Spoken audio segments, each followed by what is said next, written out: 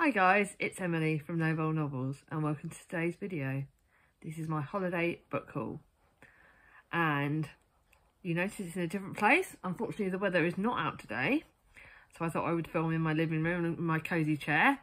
Soon this is going to be a bookshelf, so I'm going to box up all their DVDs soon. I don't know how long that's going to take, but my plan is by the end of the summer holidays all of these will be moved. I will keep Alice's little thing that Alice made me, and mine. I'd love it because I can actually keep like my little things that Alice has crocheted for me, and I can show you. Look, part of this holiday vlog is that I'm going to show you that a cute little cat. God, that was part of my holiday. I bought this little puss, which is a long tail, which I love whacking Thomas with when he's being cheeky. But yeah, I bought Princess Pearl. That was my little treat to myself. I did also buy myself things like a shot glass, not that I'm drinking at the moment. A lovely coaster with a bit of gin on it, gin thingy on there, and a lovely pen because I love addicted to pens. And I bought some things for Jack from Spread Bookjoy, who she would have already had her presents by now. So, but you all said that you wanted to see my haul, so I was going to do a video on my classic slump. If you want me to film that, please let me know in the comments down below. But I will talk about that maybe in September, because that way I can get some advice for how to go forward for Victober. But you all wanted this video, so yes, this was a month full of holiday stuff, but not perfect because it's August. But enough rambling, let's get on with showing you. So first of all, I wanted to tell you that I've added up the price of these books, and I would love to know, actually, see if you can guess some of the prices. You'll be able to I'll try and hide the pictures of them.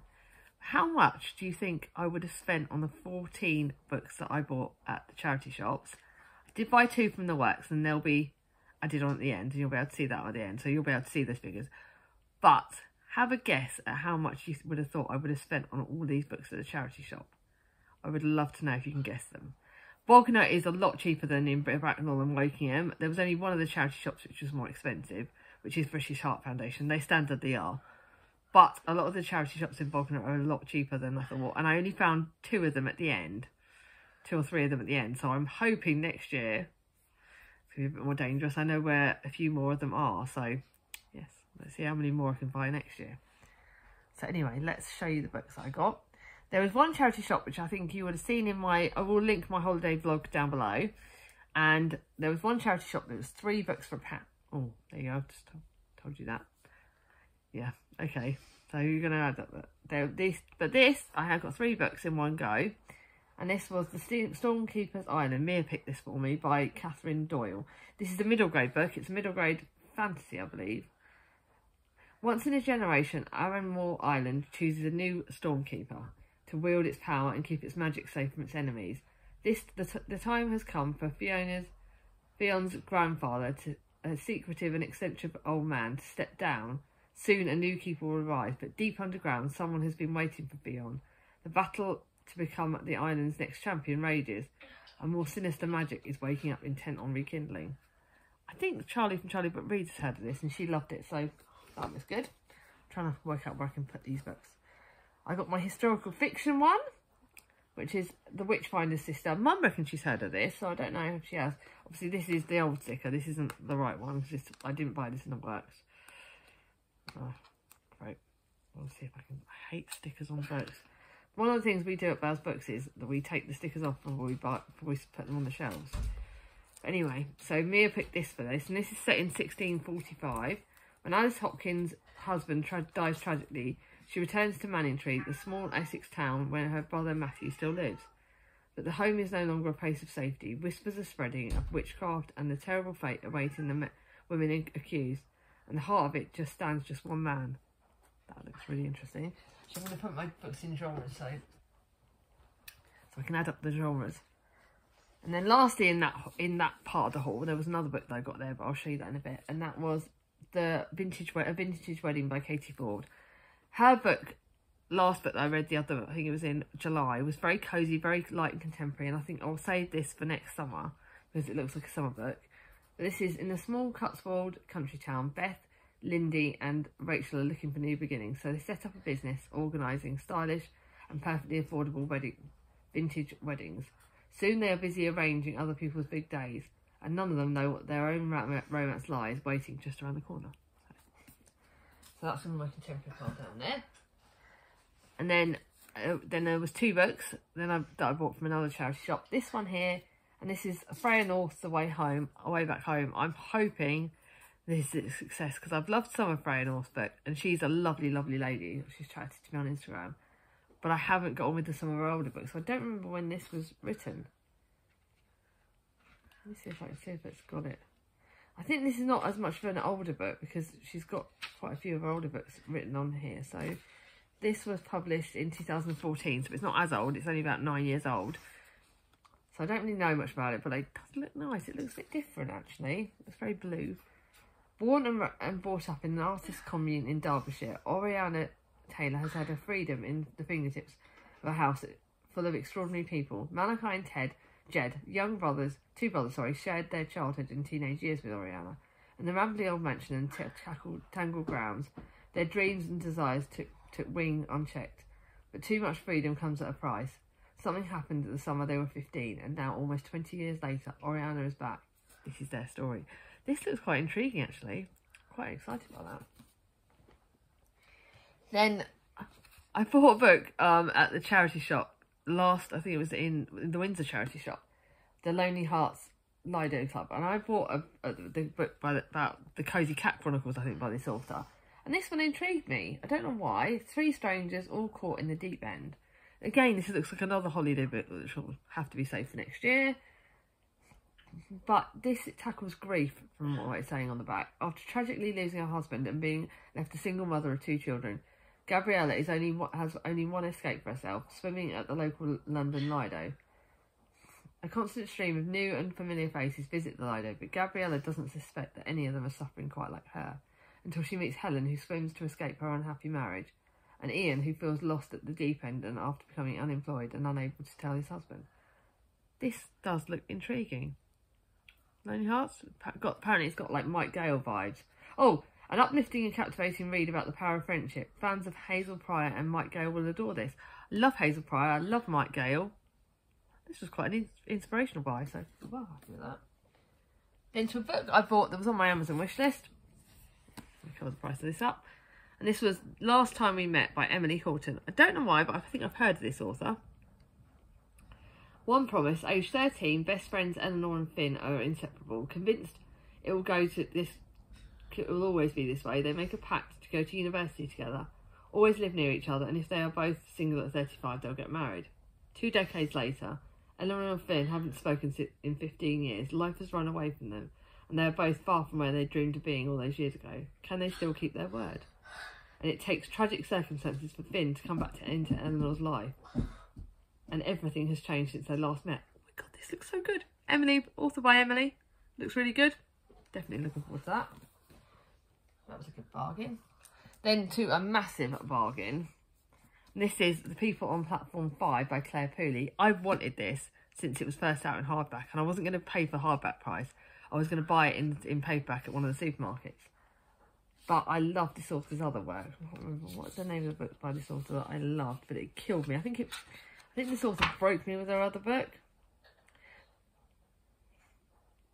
Where is it? I'm trying to remember. The Authenticity Project. Yeah, I love The Authenticity Project. I think it broke me, so I gave it away, which I'm regretting now, because this does look really good. And this is really, really good. This looks really good. I've heard rave reviews about it over BookTube. Not on BookTube. I think it was at Bookstagram, I think. Nobody ever talks to strangers on the train. It's the first rule of commuting. What would happen if you did? Every day at 8:05, Iona Everson boards the train to go to work. Every day she sees the same people and makes the same assumptions about them, even giving them nicknames. But they never speak, obviously. Then one morning, smart but sexist Surbiton chokes on a grape right in front of Iona. Too good to be true, New Malden steps up to help and saves his life. And this one event sparks a chain reaction. With nothing in common but their commute, an eclectic group of people learn their assumptions about each other don't match reality. When Iona's life begins to fall apart, her new friends are there when she needs them the most. Oh my god, this is not going to be left on my shelf unread for very long. This looks as amazing as I thought it was going to be. Then to another contemporary. This has only been out this year. You will not believe, when I tell you the price of this, you will not believe it. I will tell you the price soon, but you will not flipping believe how cheap this was. This is Marley McFarlane's Between Us. I love Marley McFarlane. She's probably one of my favourite authors. That's my favourite Irish authors. And this is Some Secrets Are Meant to Be Between Us. I nearly bought this full price, so to find this in a charity shop, and it's got Beth O'Leary's recommendation at the back. That scored me. You know she's one of my favourites. When Joe and Roisin join their group of friends for a weekend away, it's a triple celebration: a birthday, an engagement, and a launch of Joe's new crime drama on TV. But when Roisin sees secrets she shared with Joe play out on the TV screen, she knows that Between Us has meant nothing at all. And Roisin starts searching for clues about the truth, about her life, their history, and the man she thought she loved. Oh my God. This isn't going to last very long either.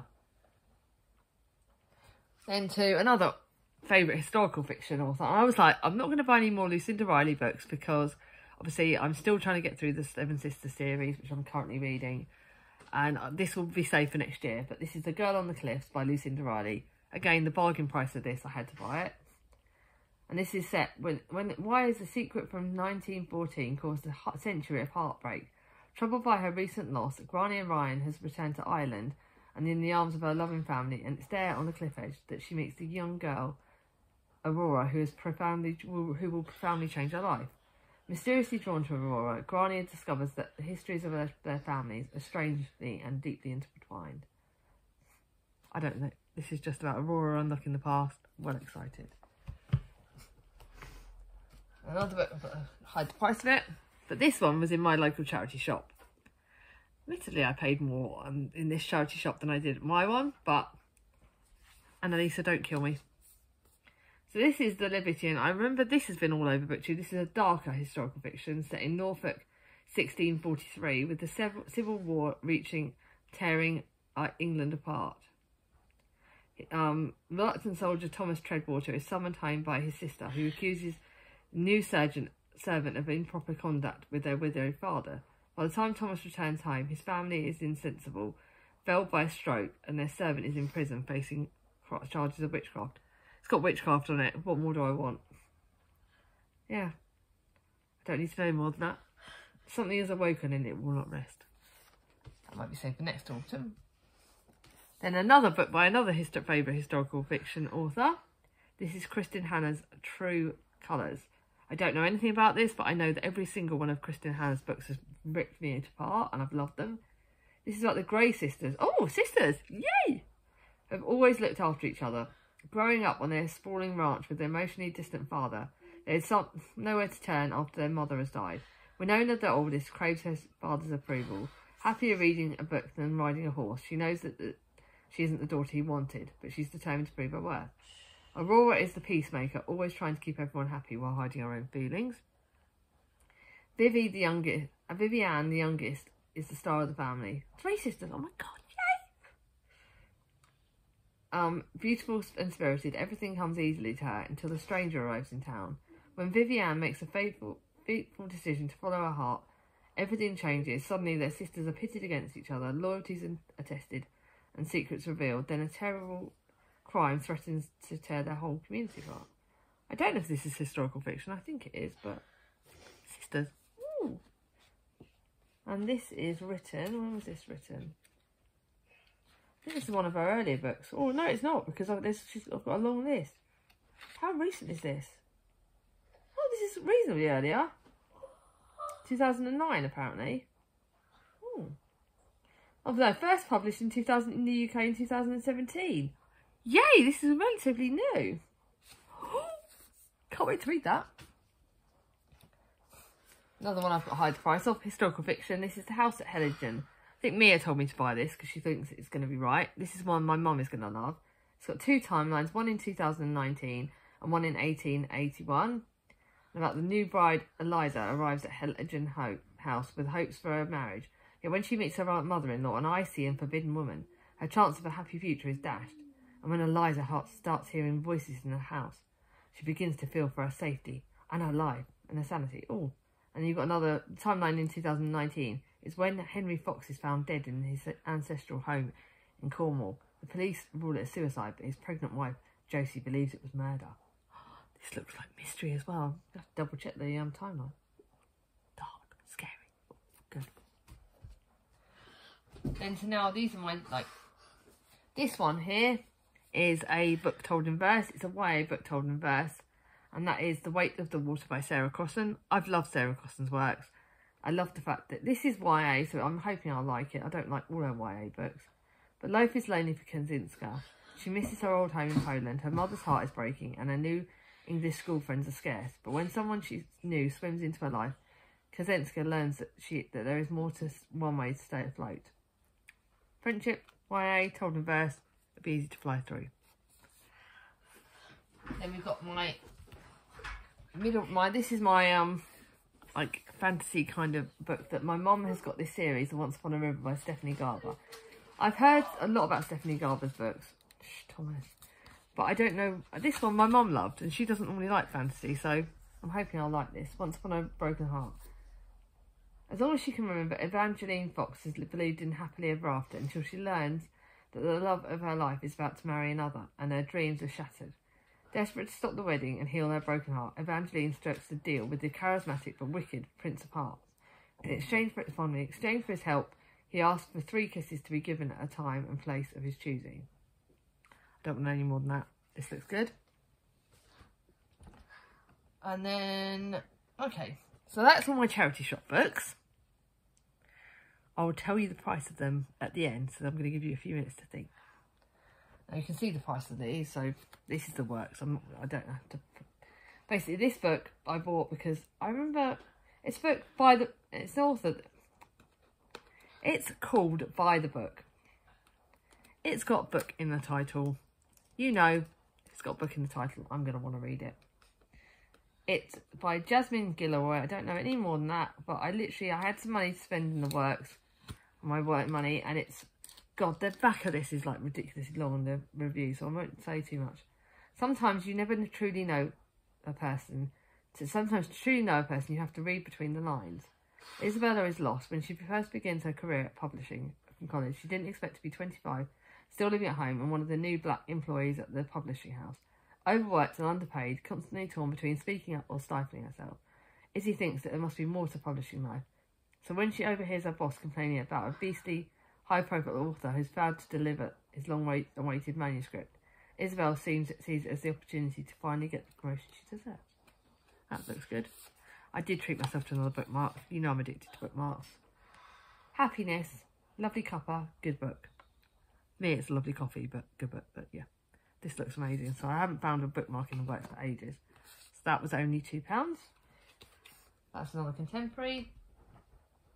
And then I could have done the 3 books for £6 in the works, but I decided there was not enough that I really liked. So I was sensible. BookTube Waffle Girls, I was sensible. Really, I was. They're going to laugh at me when I hear that, because I'm not normally. But I've loved Louise Penton's other series. I've loved her, like, I think she had this series, the Wild Like Me series. It was such a good contemporary series. And this one has got a bit of magical realism in it, apparently. Tabby is stuck in the small town she grew up in, stuck in the same job, the same relationship. Sometimes she wishes she could go back and start all over again. Then she meets Bea, a free spirit like no one else. Tabby sees in her friend the change she craves, but something weird is happening. The Wi-Fi is not working, the shop sign looks different, and Bea's fashion sense seems interesting. Somehow, Tabby's ended up in the 1980s. So this is like historical fiction. Oh, I don't know why we've got it to myself. I'm going to count this as contemporary because it's got both, but this does look really good. Right, so see if you guys have guessed how much I spent. Thomas is getting fed up. Hang on a minute. Right. So, in the charity shops, I spent, out of 16 books, I spent £12.50 in the charity shop. I bought that book for 50p, 50p in one of the charity shops. That book was 50p. I got 3 books for like £1. I think, like I said, there was other books, but those are the 2 massive bargains, those 2 books for 50p. And the People on platform 5 was only £1. And then I spent £4.50 on 2 books at the works, and that's still pretty good. So out of my 16 books that I bought when I was away, I only spent £17. I am going to add up how much I spend on my books this month, and I'm really going to keep monitoring it. Bear in mind, I've still got, by the time this goes live, it would have happened, but we're obviously all going to London, baby, for our BookTube meetup. So I know that my books there are going to be full price, but I am going to keep an eye on it. I am going to compare, because I love doing that. Are there any of these books you think I should rush? Are there any you want to buddy read with me? Let me know down below. If you like this video, give it a thumbs up. If you're new to my channel, not subscribed yet, bring on my ding-a-ling. I'll see you all soon. Bye-bye.